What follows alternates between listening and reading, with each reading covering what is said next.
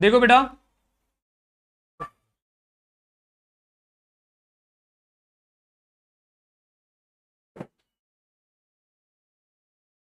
Dissolution journal entry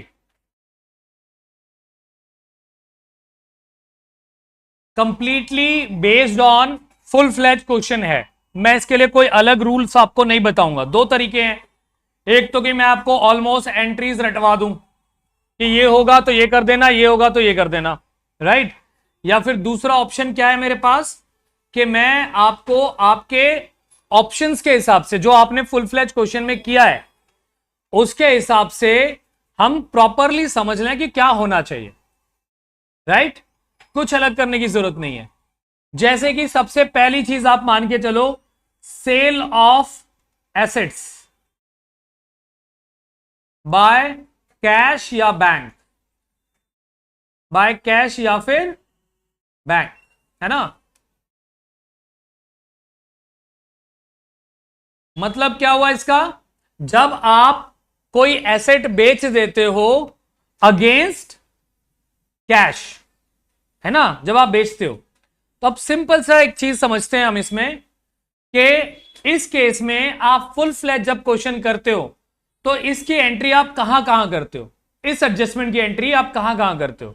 I am talking about adjustment, not the transferring assets from balance sheet to realisation. मैं उसकी बात नहीं कर रहा, ट्रांसफर हम कर चुके हैं। मैं अभी बात कर रहा हूं आपने ये जो एसेट है ये बेच दिया मार्केट में, तो कहां कहां एंट्री करते हैं भव्य, कहां कहां एंट्री करते हैं। जब आप लिखा है ना सेल ऑफ एसेट्स बाय कुछ भी है, जैसे कि machinery sold for rupees this, कहां कहां पे एंट्री करते हैं फुल फ्लैज क्वेश्चन में। एक तो बैंक में, दूसरा रियलाइजेशन के कौन सी साइड,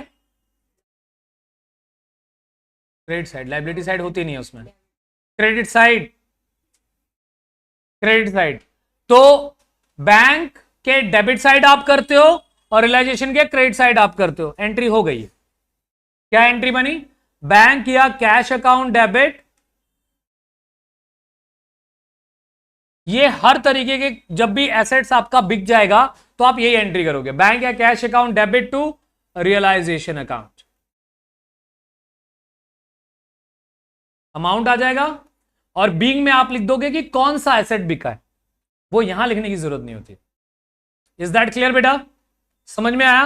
हाँ, चलिए नेक्स्ट एंट्री सेकंड हम पिक आउट करते हैं। सेकंड है हमारा assets taken over by, Yashika एक तो यहां पे ध्यान दिया करो, वो कर लेगी, है ना, आप अटक रहे हो तो आप पहले समझने में ध्यान दो प्रॉपर। आपको आता था taken over by a partner, खुशी मत किया करो तुम भी, बाद में कर लेना।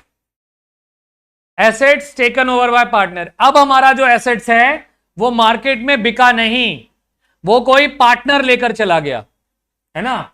अच्छा ये वाली मुश्किल है कि आसान है याशिका, ये वाली मुश्किल है आसान है। अरे छोड़ो, कोई कोई भी अमाउंट है, 10,000 20,000 50,000 कुछ भी है। अब मैं एंट्री पूछ ही नहीं रहा, मैं कह रहा हूं आसान है कि मुश्किल है, आसान है। बताइए कहां कहां एंट्री करेंगे इसकी, assets taken over by a partner कहां कहां पे एंट्री करेंगे फुल फ्लैज क्वेश्चन में, ये कहां कहां एंट्री होती है, रियलाइजेशन में और बैंक, तो ये तो सेम हो गया। और ये बिका ही नहीं एसेट, तो हमारा कोई पार्टनर लेकर गया है, पैसे कहां है हमारे पास, है ना। मुश्किल एंट्री है अकॉर्डिंग टू यू कृतिका, इसकी कहां कहां पे एंट्री होती है। हाँ, रियलाइजेशन के कौन सी साइड, रियलाइजेशन के क्रेडिट में और पार्टनर्स के डेबिट में, यही इसकी एंट्री हो जाएगी। जो भी पार्टनर ले जा रहा है उसको डेबिट करोगे, एक्स वाई जेड जो भी है। मान लो मैं एक्स मान रहा हूं तो मैं यहां लिख दूंगा X capital account debit, okay, to realisation account. एक बार फिर से हम एसेट्स नहीं लिखेंगे, रियलाइजेशन अकाउंट, अमाउंट जो होगा वो डाल देंगे और यहां पर हम क्या लिख देंगे, being assets taken over by x. Clear, समझ में आया। तो जब आपकी एसेट्स मार्केट में बिक जाए तो ये एंट्री, और अगर आपकी एसेट्स कोई एसेट लेकर जाए तो ये एंट्री। क्लियर है बेटा? पार्टनर ले जाए। Okay, next, third situation.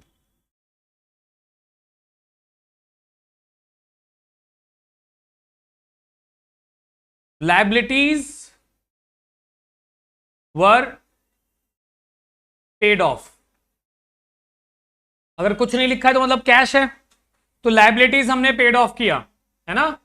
Ritika पीछे बताइए बेटा, फुल फ्लैज क्वेश्चन में इसको कहां कहां पुट ऑन करते हो आप? लायबिलिटीज को पेड ऑफ कर दिया हमने, जैसे लिखा होता है ना, creditor were paid rupees this, कहां कहां पे एंट्री करते हैं हम इसकी?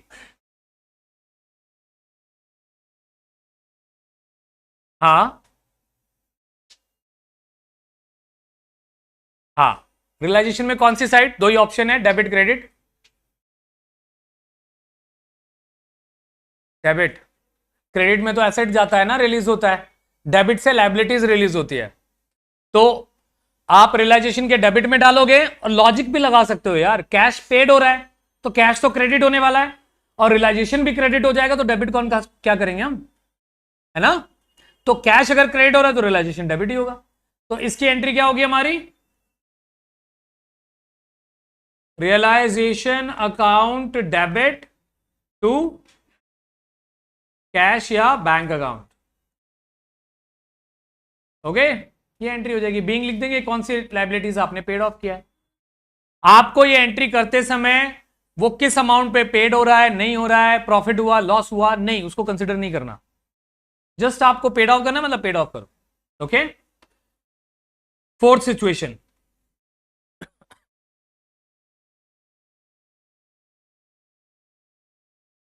liabilities were paid by a partner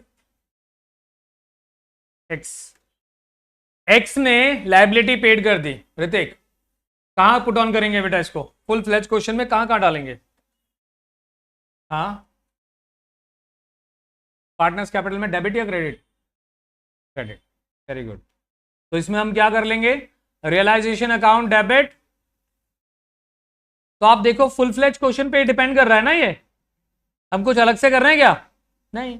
तो रियलाइजेशन अकाउंट डेबिट टू जो भी है एक्स कैपिटल अकाउंट, पुट कर देंगे, दैट्स इट। ओके, तो एंट्रीज करने का यही तरीका है। जैसे अगर मान लो एक आ जाता है, वो फिफ्थ है, partners loan paid by, sorry, partners loan paid by cash. Okay, मतलब जितने का है उतने में ही पेड कर दिया हमने। आरुष, कहां पे एंट्री करते हैं बेटा इसकी?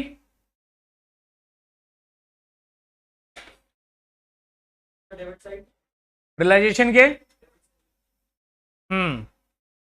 देखो पार्टनर का लोन है, मैंने बताया था देयर इज टू ऑप्शन।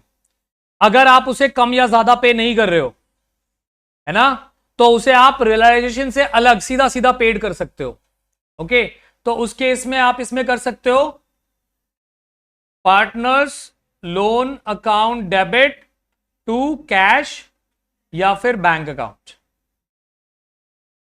जो भी अमाउंट है वो डाल दोगे आप यहां। समझ आई बात? लेकिन अगर कुछ ऐसा लिखा है, अगर लिखा है partner x loan of rupees 5,000 were paid off as 4,500, मतलब 5,000 का लोन था लेकिन हमने 4,500 ही पेड किया। 500 रुपए का इस केस में हमारे पास फायदा हो रहा है ना। तो इस केस में आप क्या करोगे? एक्स लोन अकाउंट डेबिट, कितने का लोन है ये? 5,000 का। टू कैश या बैंक अकाउंट, आपके बैंक से कितने पैसे गए 4500, तो जो 500 है वो आप पुट कर दोगे realisation account 500, this is it. समझ आया? तो ये जनरल एंट्री होगी। पार्टनर्स के लोन को अगर अगर यही आप ज्यादा पे कर रहे हो तो क्या होगा, है ना? जैसे सेम लिखा हुआ है, partner x loan of rupees 10,000 were paid of along with interest of rupees 1,000। इसका मतलब है कि हमने 10,000 के बजाय उसे 11,000 रुपीज की पेमेंट की है ना? 10,000 के बदले उसे 11,000, 1,000 एक्स्ट्रा दिया है। सेम एंट्री होगी, एक्स का लोन हमेशा डेबिट लिखा जाएगा, एक्स लोन अकाउंट डेबिट कितना था 10,000, बट आपने पेमेंट कितनी कर दी है 11,000 की, तो टू बैंक अकाउंट 11,000, 1,000 का क्या हो गया लॉस, तो इस बार रियलाइजेशन डेबिट हो जाएगा। This is 1,000। समझ में आया? ये इस तरीके से हो जाएगा। Is that clear? है ना? अब आप देखो जो आपकी बुक का क्वेश्चन है हम वो करते हैं।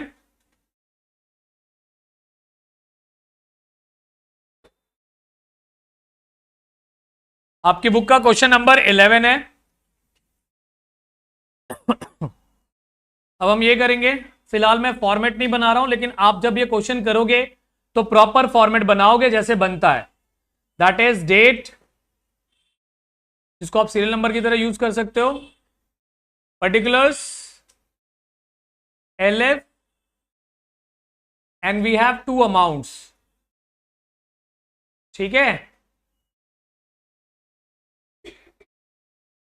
टॉप पे आप लिख दोगे जनरल एंट्री एज ऑन करके, राइट? तो अभी करना है किस तरीके से वो देखो आप। जो पहली एंट्री है हमारी, यहां लिखा है there was an old furniture, एक पुराना फर्नीचर था हमारे पास, which has been written off completely in the book, जो कि रिटर्न ऑफ हो गया था एक पुराना फर्नीचर, नाउ वो बिक गया 3,000 रुपए से, है ना? आरुष, अगर मैं इसको फुल फ्लैज क्वेश्चन में कर रहा हूं तो ये कहां कहां पे एंट्री होनी चाहिए? एक कोई फर्नीचर था जो हमें पता ही नहीं था, राइट ऑफ था, अभी वो 3,000 में बिक गया, कहां कहां पुट ऑन करोगे इसे? Which side? डेबिट कैसे बेटा? क्रेडिट, हाँ, और बैंक के डेबिट में। तो पहली एंट्री आपकी क्या हो गई, bank account debit to realisation. समझ में आया? 3,000 एंड 3,000, और यहां हम जैसे ब्लॉक करते हैं, और यहां हम क्या लिख देंगे, बीइंग फर्नीचर सोल्ड आउट। बहुत ब्रीफ में लिखने की जरूरत नहीं है। इज दैट क्लियर बेटा? समझ में आया? हाँ, नेक्स्ट एंट्री के लिए चलते हैं। सेकेंड एंट्री देखो, सेकेंड एंट्री में क्या लिखा हुआ, Ashish an old customer whose account was 1,000 was write off as bad डेप्ट। आशीष का जो लोन था वो कंप्लीटली कितना था, राइट ऑफ कर दिया था हमने, है ना, प्रीवियस ईयर। अभी आकर उसने 60% पैसे हमें दे दिए, है ना? तो बैंक में पैसा आया थ्रू रियलाइजेशन, है ना? तो इसमें हम और कुछ लिखते ही नहीं है। तो इसकी एंट्री क्या हो जाएगी आपकी, bank account debit to realisation, बिल्कुल सेम वही हो जाएगी। सो टू रियलाइजेशन अकाउंट कितना अमाउंट आ जाएगा, 1,000 की जगह 600 एंड 600। समझ आया? हाँ, okay. Next entry C part. C part में है पारस अग्री टू, पारस कौन है, पार्टनर है, ओके, लिखा हुआ है ना book of Paras and Priya. Question के स्टार्टिंग में ही लिखा हुआ है, और इनका कोई रेशियो गिवन नहीं है, मतलब ये दोनों क्या है, इक्वल पार्टनर है, राइट। पारस और प्रिया है who take over the firm goodwill at the valuation of 30,000। Firm की गुडविल ये दोनों ले गए, नहीं पारस ले गया, है ना। तो ये अभी जो मैंने पीछे आपको बताया, कौन सा बताया था, जब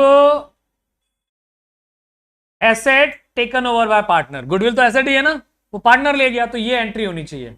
पारस capital account debit to realisation. Okay, तो इस केस में हम क्या करेंगे, हम यहां पे कर देंगे, हम करेंगे पारस कैपिटल अकाउंट डेबिट, पारस को डेबिट कर देंगे और टू रियलाइजेशन, और अमाउंट क्या लिखेंगे 30,000। इज दैट क्लियर बेटा, समझ में आया। हाँ, D part, there was an old typewriter, एक पुराना टाइपराइटर है, which had been written off completely from the book, जो कंप्लीटली बुक से हमने क्या कर दिया था, रिटर्न ऑफ कर दिया था, डजंट मैटर रिटर्न ऑफ किया हो या ना किया हो। It was estimated to realise 400, 400 रुपए में वो बिकने का अंदाजा है उसका। It was taken over Priya by estimated price less 25%, 25% कम में प्रिया लेकर गई, तो 300 रुपए में प्रिया लेकर चली गई, 25% माइनस कर दिया हमने, तो 300 में प्रिया लेकर गई। तो सेम यही एंट्री हो जाएगी, बस अब क्या आ जाएगा, Priya capital account debit to realisation, कितना 300 एंड 300, है ना। तो अब हम क्या कर देंगे, Priya capital account debit for 300 to realisation 300। समझ में आया, आसान है ना। हाँ, नेक्स्ट है, there were 100 share of 10 each in star limited, मतलब कंपनी ने 100 शेयर खरीदे हुए हैं 10 रुपए के हिसाब से, okay, at a cost of 2000, 2000 की कॉस्ट में। वैसे तो ये 1000 रुपए ही होते हैं, 2000 की कॉस्ट का मतलब ये हुआ कि प्रीमियम वगैरह दिया होगा कंपनी, हम कई बार जो अच्छी चीज होती है उस पर एक्स्ट्रा पैसा देना पड़ता है, तो ज्यादा पैसा दिया होगा, हमें उससे कोई फर्क नहीं पड़ता। हालांकि इनकी बुक में यही लिखा होगा 2000 रुपीज, क्योंकि इसी कॉस्ट में खरीदा इन्होंने। Return off completely from the book, this share were valued at 6 rupees each. अब इन्होंने जब इसको चेकआउट किया तो इनको पता चला कि ये 6 रुपए का हो गया है, 10 रुपए की जगह पे मार्केट में 6 रुपए का हो गया है। ओके, तो 100 शेयर 6 रुपए के हिसाब से कितने का हो गया, 600 का, और ये 600 divided among the partner in their profit sharing ratio, ये दोनों पार्टनर ने डिवाइड कर लिया, इसको आपस में बांट लिया शेयर्स, राइट। तो ये एक तरीके की हमारी क्या थी, इन्वेस्टमेंट थी, जो ये दोनों पार्टनर लेकर चले गए। ओके, तो इसकी एंट्री क्या होगी, पारस कैपिटल अकाउंट डेबिट, प्रिया कैपिटल अकाउंट डेबिट, इन दोनों को हम क्या करेंगे, डेबिट, ओके, एंड टू हम क्या कर देंगे, रियलाइजेशन,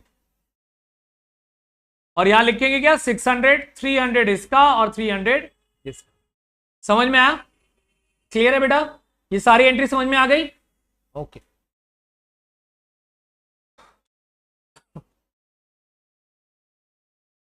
कोई डाउट किसी को, नहीं ना, ओके।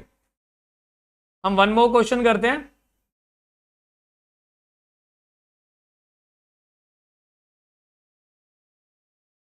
जी अभी कर देता हूं इरेज में।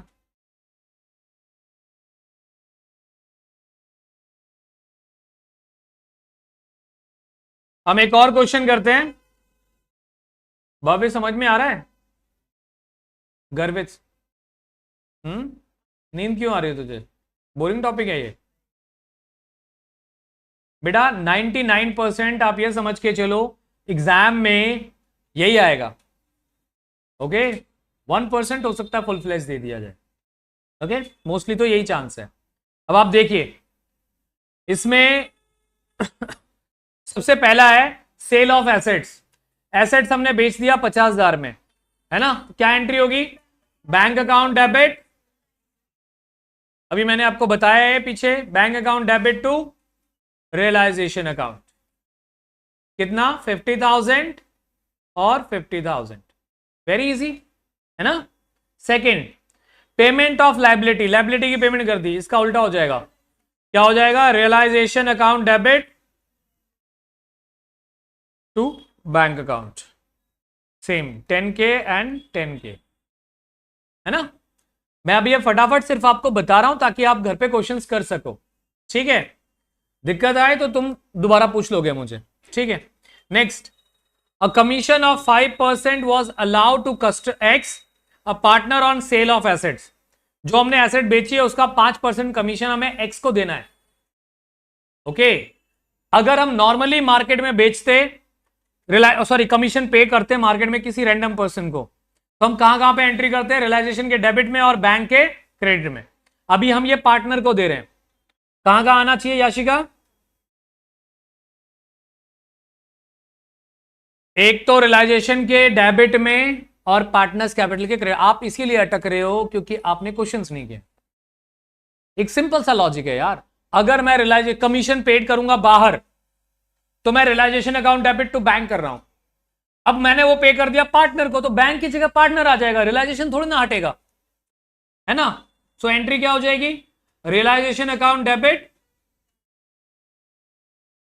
डेबिट टू क्या है, एक्स कैपिटल अकाउंट।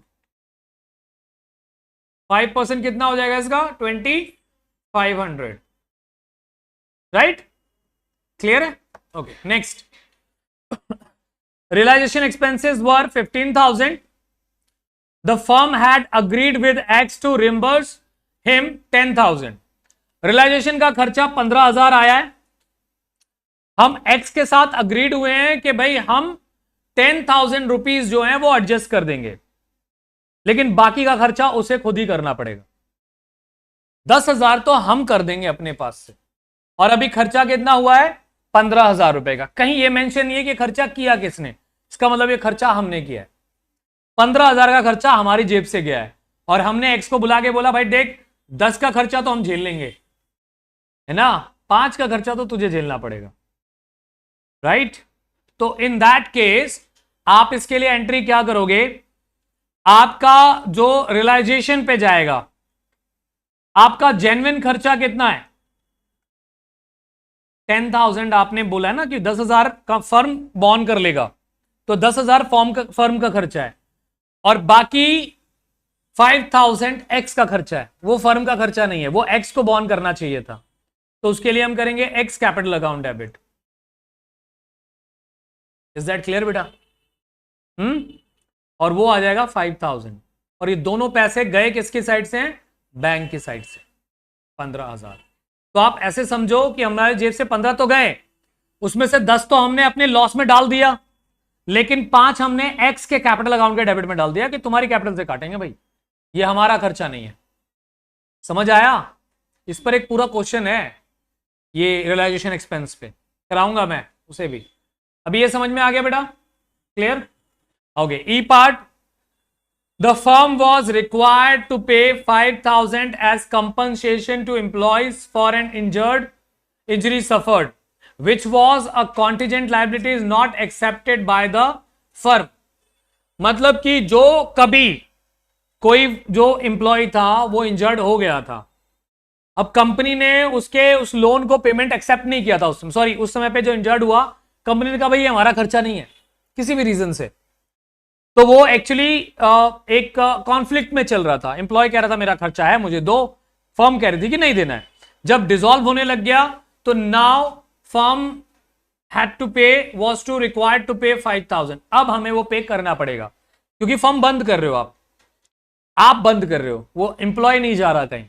तो जब भी ऐसा कोई कॉन्फ्लिक्ट होता है दो लोगों के बीच में, अगर उसका फैसला आने से पहले एक अपना फर्म ही बंद कर रहा है तो फिर उसे ही इस कॉन्फ्लिक्ट को खत्म करना पड़ेगा, और वो कैसे खत्म होगा, बाय पेइंग दैट। समझ आई बात। तो realisation account debit to bank 5,000, clear बेटा, ओके। नेक्स्ट, एफ पार्ट है, जेड एक डेटर है जिसका अकाउंट था 6,000 का, रिटर्न ऑफ कर दिया था हमने अर्लियर, अभी उसने 60% पेमेंट कर दी है, तो सीधा 60% पेमेंट आ गई हमारे पास। Bank account debit to realisation account 3,600, क्योंकि 6,000 का 60% 3,600 होता है। आपको कितना कम मिला डजंट मैटर, मिला जो मिला बस उसकी एंट्री करोगे। उसके बाद है इन्वेस्टमेंट आपकी बुक वैल्यू थी 10,000 की, बट बिक गई है 150% में। अगर आप 10,000 का डायरेक्टली 150% निकालोगे तो भी ये निकल जाएगा 15,000। मतलब आपकी जो इन्वेस्टमेंट है वो 15,000 में बिक गई। Bank account debit to realisation 15,000 and 15,000। समझ आया? Okay. Next H, realization expenses were 10,000. The firm had agreed with Y, a partner, to reimburse him up to 7,500. देखो ये कुछ क्वेश्चन इसी के जैसा है, ये जो अभी हम रियम्बर्स वाला किया था हमने। क्या लिखा है कि रियलाइजेशन का खर्चा 10,000 का आया, फर्म ने वाई को अग्री किया कि भाई हम 7,500 तक तो हम पे कर देंगे, बाकी का 2,500 तुझे ही करना पड़ेगा। बिल्कुल सेम एंट्री होगी इसकी। रियलाइजेशन अकाउंट डेबिट हमारा हो जाएगा 7,500, vice capital account debit 2,500 and 2 bank account. Okay, clear बेटा? समझ आ गया? तो दैट इज इट।